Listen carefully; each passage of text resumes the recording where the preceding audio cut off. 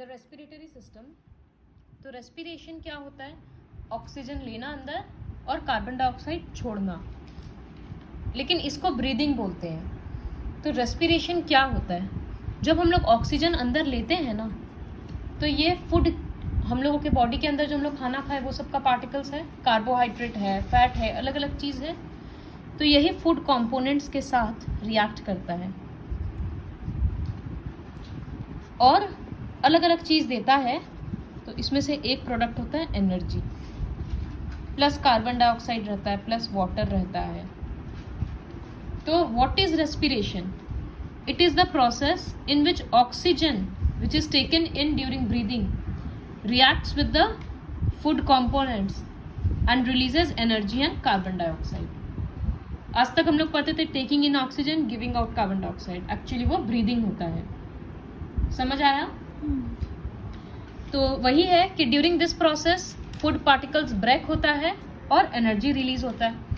इसी एनर्जी से हम लोग, मतलब यही एनर्जी काम में आता है डेली एक्टिविटीज करने में, बॉडी का ग्रोथ में और सब चीज़ में। तो अब हम लोग रेस्पिरेटरी सिस्टम के बारे में अलग अलग पढ़ेंगे। फर्स्ट इज नेसल कैविटी, क्योंकि सबसे पहले हवा नाक के थ्रू ही अंदर जा रहा है। तो air enters the nose through nasal cavity. Air यहाँ से जब पास होता है तो गर्म हो जाता है, हवा अंदर जाने के बाद अपने आप गर्म होता है। और हम नोज में हेयर होता है, जिसकी वजह से क्या होता है, जो भी डस्ट पार्टिकल्स वगैरह है वो नोज में ही रह जाता है, अंदर नहीं जाता विंड पाइप में या लंग्स में। अब अगर बहुत ही धूल मट्टी में है तब तो ऑब्वियसली जाएगा, क्योंकि नाक भी तो एक हद तक ही रोकेगा ना। तो वही है कि air gets warmed up and also gets filtered. Filtered क्यों हो रहा है? क्योंकि नॉस्ट्रल्स में हेयर प्रेजेंट है, तो कुछ जर्म्स और डस्ट रुक जा रहा है।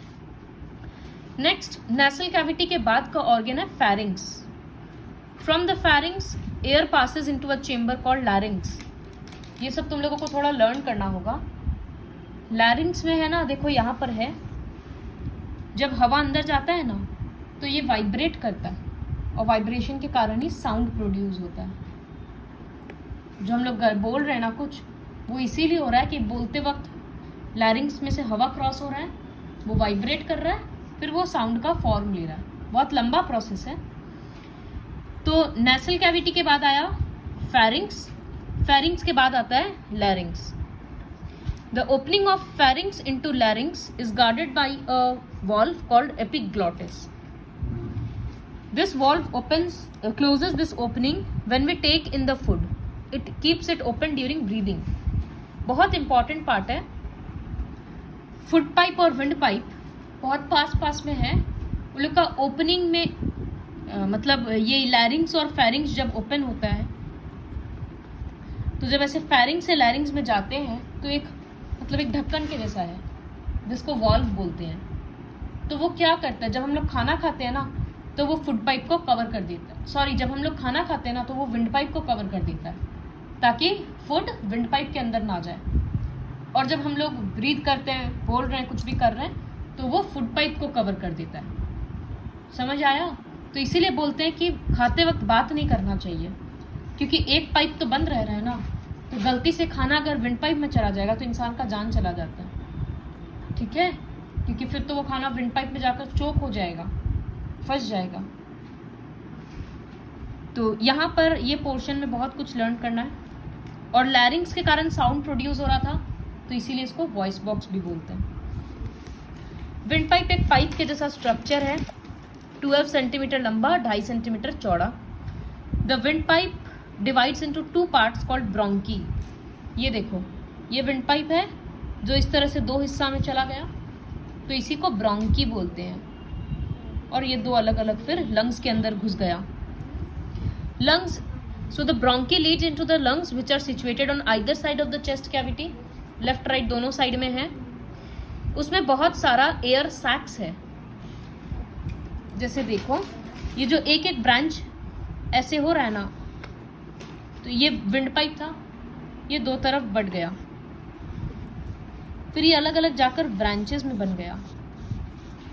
बहुत सारा होता है, हर ब्रांच में है ना इस तरह से लास्ट में होता है,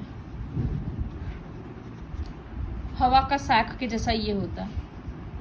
इसके अंदर हवा भर जाता है। जब हम लोग सांस ले रहे हैं तो विंड पाइप से हवा अंदर जा रहा है, हवा अंदर जाकर इन सब में अलग अलग से हवा भर जा रहा है, ठीक है।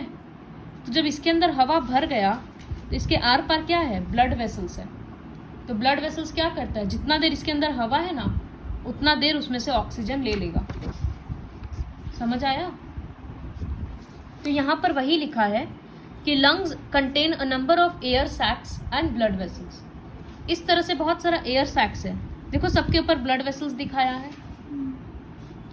तो when air enters in the lungs, blood vessels around the air sacs take in oxygen and give out carbon dioxide and water.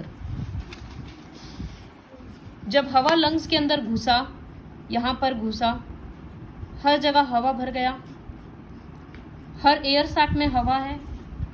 तो अभी हम लोग फ्रेश एयर लिए हैं ना, इसका मतलब उस एयर में ऑक्सीजन बहुत ज़्यादा है।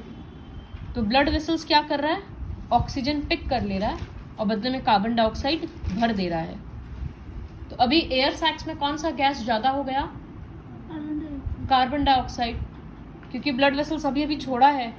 तो जब हम लोग सांस छोड़ रहे हैं तो उसमें क्या निकल रहा है, कार्बन डाइऑक्साइड, ठीक है। ऐसे ही चेंज होता है। In return carbon dioxide and water vapour from the blood enter the lungs and are thrown out through the nose. तो ये पैराग्राफ बहुत इंपॉर्टेंट है, एक बार रिपीट कर रहे हैं। जब हम लोग हवा लेते हैं तो एयर इसके अंदर जा रहा है और हर एयर सैक में ऑक्सीजन फिल हो गया। इस एयर सैक के बाहर ब्लड वेसल्स चलता है, ये ब्लड वेसल्स ऑक्सीजन ले लेता है और बदले में कार्बन डाइऑक्साइड और वाटर दे देता है।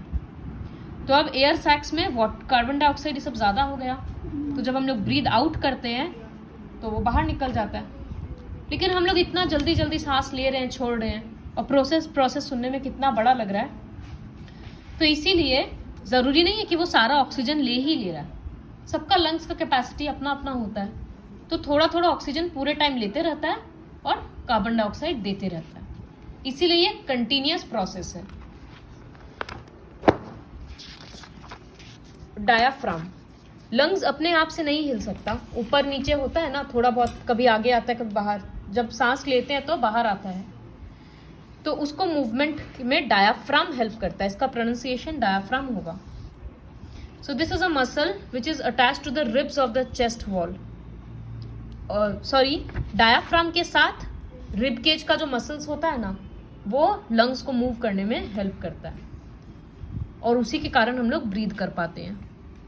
जब एक बेबी का बर्थ होता है तो उसका लंग्स पिंक होता है, लेकिन जैसे जैसे बढ़ते जाता है उसका इम्प्योरिटीज तो अंदर जाते जा रहा है, धुआं, गंदगी, सब कुछ, तो वो ब्लैक होते जाता है, ब्राउन होते जाता है। ऑन एन एवरेज लंग्स में 6 लीटर्स ऑफ एयर रहता है, और जब कोई भी इंसान छींकता है ना तो 160 किलोमीटर पर आवर के स्पीड से हवा बाहर आता है। तो बाइक का भी स्पीड से ज़्यादा स्पीड से बाहर आता है। सो this is all about respiratory system. Okay.